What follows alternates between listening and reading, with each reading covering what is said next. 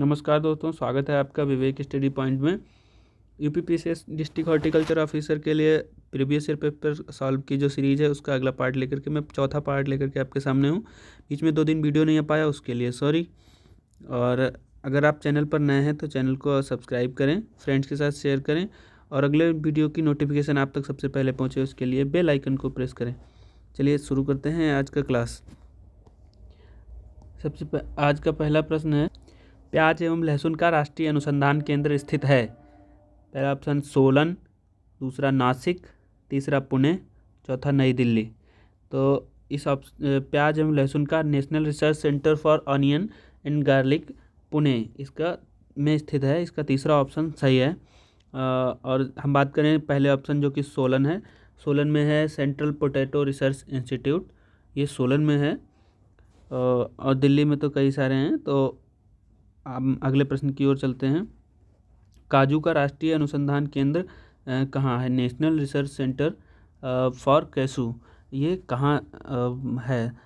तो हम जानते हैं कि काजू का उत्पादन जो है दक्षिण के राज्यों में होता है। तो काजू के लिए रिसर्च सेंटर काजू का 1985 में इस्टेब्लिश हुआ। ये पुत्तूर नामक जगह पर स्थित है, कर्नाटक। तो इसका दूसरा ऑप्शन सही है। अंगूर में हैंड एंड चिकन बीमारी का कारण किस तत्व की कमी है? डिफिशियंसी, किस तत्व की डिफिशियंसी से अंगूर में हैंड एंड चिकन बीमारी होती है? तो बोरान, तांबा, लोहा या जिंक। ये जिंक लिख गया है यहाँ पर, जिंक होना चाहिए। तो अंगूर में हैंड एंड चिकन बीमारी बोरान तत्व की कमी से होती है। और इस तरह हमारा पहला ऑप्शन सही है। बोरान तत्व की कमी से अंगूर में हैंड चिकन बीमारी होती है। और इसकी रोकथाम अगर हमको करनी है तो 0.5 to 0.6 का बोरेक्स का छिड़काव फसल पर करते हैं। और इसी तरह अंगूर में एक और बीमारी लगती है, कैलिक्स एंड रॉट, ये कैल्शियम की कमी से लगती है। और अगले प्रश्न की ओर हम चलते हैं। अमरूद की प्रमुख शर्करा कौन सी है? यानी कि अमरूद में जो शर्करा पाई जाती है, जो वो कौन सी मिलती है? तो अंगूर में ग्लूकोज, फ्रक्टोज, सुक्रोज या माल्टोज, कौन सी शर्करा पाई जाती है? तो अमरूद में फ्रक्टोज शर्करा मिलती है। अगले प्रश्न पे चलते हैं हम। अमरूद की किस्म ललित कहाँ से विकसित हुई है? पूछ रहे अंगूर की ललित किस्म जो है, जिसका गूदा गुलाबी रंग का होता है, ये कहाँ से विकसित हुई है? तो ये IARI नई दिल्ली से, या IIHR बेंगलोर से, या CISH लखनऊ से, या इलाहाबाद एग्रीकल्चर इंस्टीट्यूट डिम्ड विश्वविद्यालय इलाहाबाद से हुई है। तो ये CISH लखनऊ से विकसित हुई है। CISH सेंट्रल इंस्टीट्यूट फॉर सब ट्रॉपिकल हॉर्टिकल्चर इसका पूरा नाम है। ये अमरूद की ये जो ललित किस्म है ये यहीं से विकसित हुई है। चलिए अगला प्रश्न देखते हैं। अंगूर की किस्म अर्का कृष्णा संकर है कौन सा? ब्लैक चंपा और थॉमसन सीडलेस का, ब्लैक सीडलेस और थॉमसन ब्लू का, ब्यूटी चंपा और बेंगलोर सीडलेस का, बेंगलोर ब्लू और ब्यूटी सीडलेस का। तो अंगूर की अर्का कृष्णा संकर जो है वो ब्लैक चंपा और थॉमसन सीडलेस का है। तो इसमें हमारा पहला ऑप्शन सही है। अगले प्रश्न, सेब की अम्बरी किस्म किस प्रदेश में सर्वाधिक लोकप्रिय है? उत्तराखंड, अरुणाचल प्रदेश, जम्मू और कश्मीर और हिमाचल प्रदेश। तो अमरूद की जो अम्बरी किस्म है का पूरा नाम है कश्मीरी अम्बरी या अम्बरी कश्मीरी। तो ये जम्मू और कश्मीर में उगाने के लिए सबसे अच्छी है, सब वहाँ लोकप्रिय है, उगाते हैं। वहाँ के जो सेब बागान के जो लोग हैं वो अम्बरी किस्म को अधिक पसंद करते हैं। अगला प्रश्न है, टमाटर प्यूरी में सुरक्षक रसायन बेंजोइक एसिड की अनुमेय सीमा है? बेंजोइक 250 ppm, 350 ppm, 600 ppm या 750 ppm। तो टमाटर प्यूरी में 250 ppm बेंजोइक एसिड की मात्रा अनुमेय की गई है, अनुमोदन की गई है, कि संस्तुत की गई है। हाँ, इतनी 250 ppm मात्रा पार्ट्स पर मिलियन, जिसको ppm को पार्ट्स पर मिलियन बोलते हैं, ये इतनी होनी चाहिए। जिमीकंद का वानस्पतिक नाम है? एलोकेशिया इंडिका, कोलोकेशिया एस्कुलेंटा, एमोर्फोफिलस कैम्पेनुटेलस या मनीहार्ट एस्कुलेंटा। तो जिमीकंद का वानस्पतिक नाम है एमॉर्फोफैलस कैम्पैनुलेटस। तीसरा ऑप्शन हमारा सही है। आगे, कद्दू वर्गीय सब्जियों में लिंग भेद परिवर्तित करने के लिए उपयुक्त पादप वृद्धि नियामक है। लिंग भेद का मतलब है, कद्दू वर्गीय मतलब कुकुरबिटेसी कुल में, और लिंग भेद का मतलब है कि मादा फूलों की संख्या बढ़ जाए या नर फूलों की संख्या कम हो जाए। कभी कभार ऐसा होता है कि नर जो पुष्प हैं वो अधिक आते रहते हैं, तो फिर फलत पर प्रतिकूल प्रभाव पड़ता है। तो इस तरह से इसमें लिंग भेद परिवर्तित करने के लिए मतलब मादा फूलों की संख्या को बढ़ाने के लिए हम लोग एक प्लांट ग्रोथ रेगुलेटर यूज करते हैं। कौन सा? Chloroethyl 2 chloroethyl phosphonic acid, 2,4 dichlorophenoxy acetic acid, या इंडोल प्रोपियोनिक एसिड, या इंडोल 3 ब्यूटारिक एसिड। तो इसमें वैसे तो हम इथाइलिन का प्रयोग करते हैं फलों को पकाने के लिए, इसमें जो लगेगा ये 2 क्लोरोइथाइल फास्फोनिक एसिड लगेगा। इसको इथेफान भी कहते हैं, जिसको इससे इथाइलिन गैस निकलती है। लेकिन इसका प्रयोग हम इथेफान का या इथाइलिन का प्रयोग फलों को पकाने के लिए किया जाता है, लेकिन कद्दू वर्गीय सब्जियों में मादा पुष्पों की संख्या को बढ़ाने के लिए अर्थात लिंग भेद परिवर्तित करने के लिए ही भी इसी का प्रयोग किया जाता है। इस पर हमारा पहला ऑप्शन ये इसमें सही है। चलिए अगले प्रश्न पे चलते। पूसा केसर किसकी किस्म है? पूसा केसर किस्म है मूली, सलजम, चुकंदर, या गाजर। तो पूसा केसर गाजर की किस्म है। चलिए अगला प्रश्न है, हेस्पिरिडियम बलास्टा एवं एम्फिसारिका किसके रूपांतरण हैं? तो ये वानस्पतिक प्रकार जो है फलों के वानस्पतिक रूपांतरण ये किसके हैं? बेरी, ड्रूप, यहाँ पर ड्रूप लिखा हुआ है, इसको हम लोग ड्रूप पढ़ेंगे, DRUPE, ड्रूप पढ़ेंगे। ये ड्रूप जिसको अस्थिल फल बोलते हैं, जैसे आम हो गया। और तीसरा ऑप्शन है पॉम, या चौथा नट। तो हेस्पेरिडियम और जो बलस्टा एम्फिसारिका ये रूपांतरण है बेरी प्रकार के फलों में। बेरी फल में कौन कौन से फल आते हैं? जैसे टमाटर है, बैंगन है, अंगूर है, पपीता है, इस प्रकार के फल ये बेरी फल कहलाते हैं।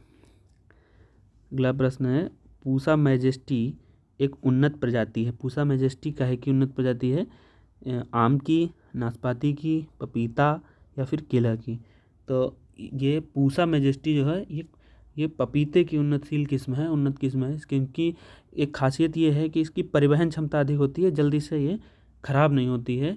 इसलिए ऐसे क्षेत्रों में जहाँ मार्केटिंग की व्यवस्था नहीं है, उन क्षेत्रों के लिए ये मैजेस्टी किस्म अच्छी रहती है। अगला प्रश्न है, भिंडी की YBMB अवरोधी प्रजाति है। YBM में सबसे पहले येलो बीन मोजेक वायरस भिंडी में लगता है, पीत सिरा मोजेक वायरस लगता है, उसके लिए अवरोधी कौन सी किस्म है? तो इसमें 3 किस्में दी गई हैं, पूसा सावनी, पूसा मखमली, अर्का अनामिका, या इनमें से कोई नहीं। तो इसमें हमारा ऑप्शन है अर्का अनामिका सही, तीसरा ऑप्शन सही है।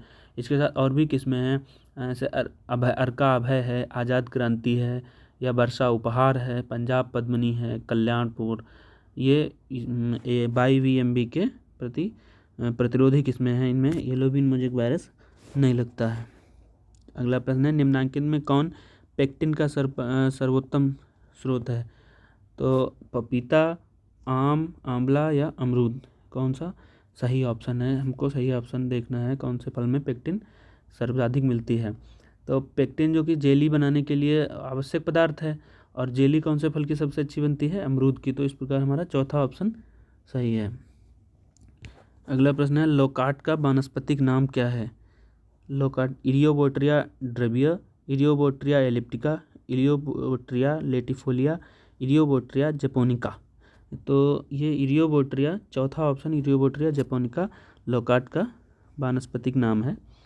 निम्नांकित में कौन गंधक युक्त अमीनो एसिड है? सल्फर कंटेनिंग अमीनो एसिड कौन सा है? पायरोसिन, सिस्टीन, ल्यूसीन, या हिस्टिडीन। तो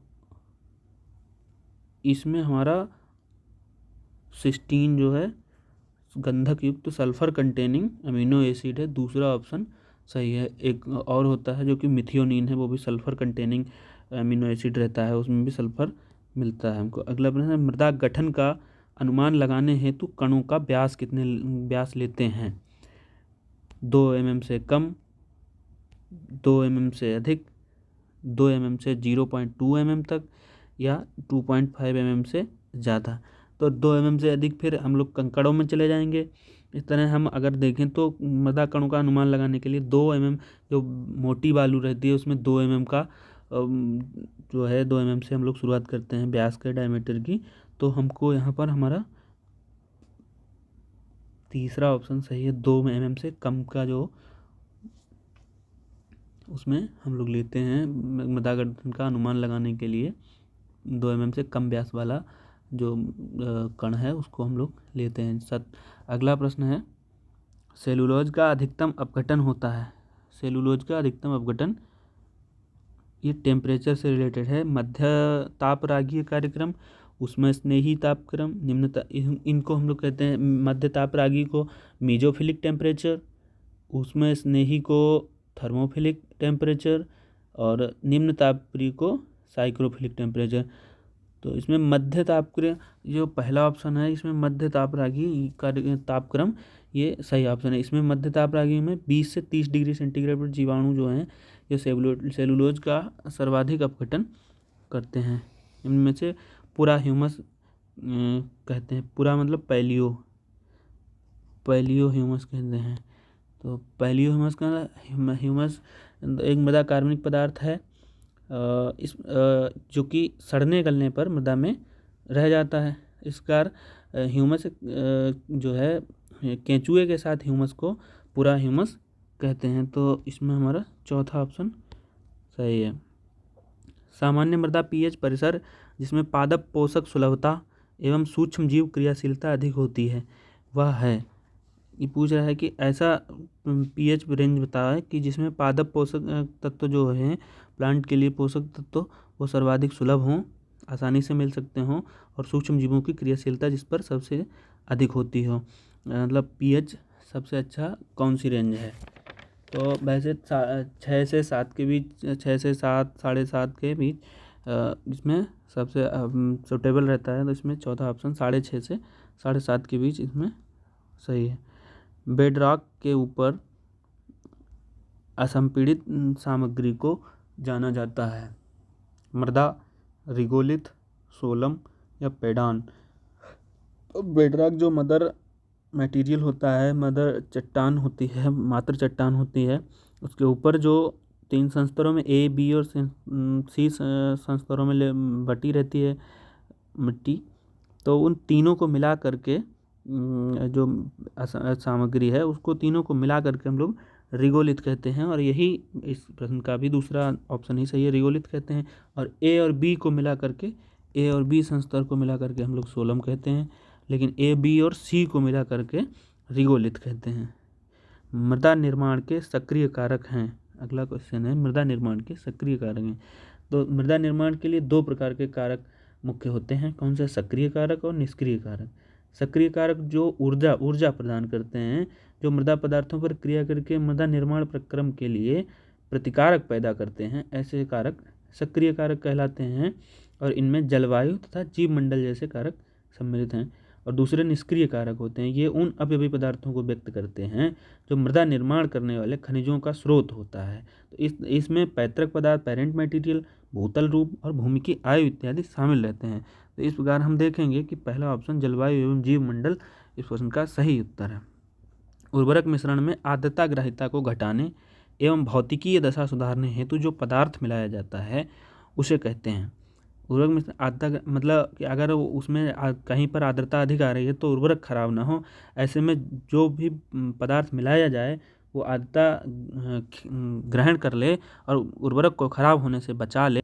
ऐसा पदार्थ जो उसको खराब होने से बचा ले आर्द्रता की वजह से, तो कौन सा है? पूरक या उदासीन कारक, समुच्चय कारक या फिर अनुकूलनकारी।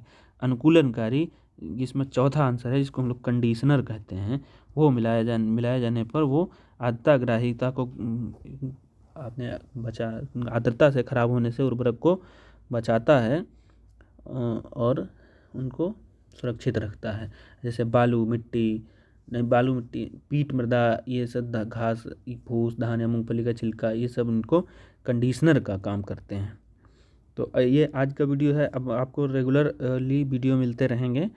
अगर आपने चैनल को सब्सक्राइब नहीं किया है तो चैनल को सब्सक्राइब करें और आगे आने वाले वीडियो के लिए देखते रहें और बेल आइकन को भी प्रेस करें, फ्रेंड्स के साथ शेयर करें।